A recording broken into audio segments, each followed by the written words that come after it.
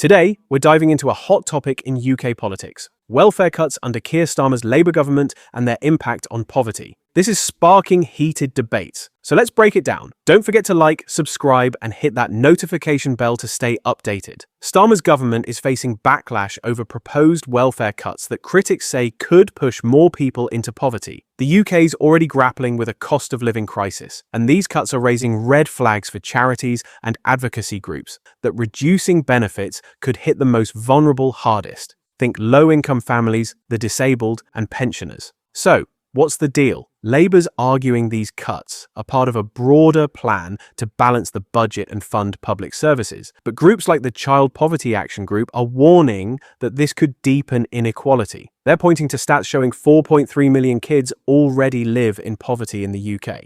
That's a big number, and it's got people worried. Let's put this in perspective. Welfare spending in the UK makes up a huge chunk of the budget, about £250 billion annually. But with inflation, rising energy bills, and stagnant wages, benefits haven't always kept up. The Independent notes that Starmer's team is under pressure to show fiscal responsibility after years of economic turbulence under the Conservatives.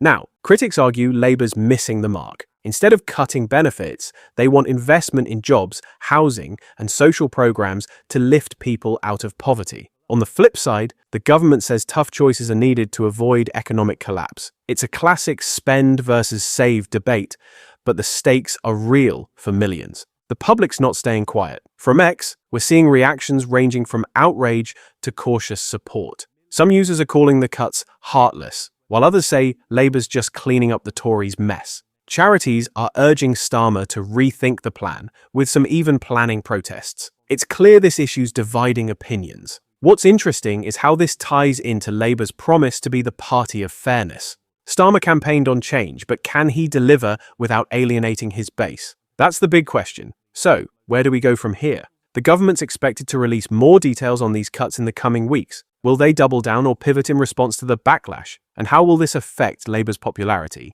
One thing's for sure, this debate's far from over. I want to hear from you. Do you think these welfare cuts are necessary, or are they a step too far? Drop your thoughts in the comments below and let's get the conversation going.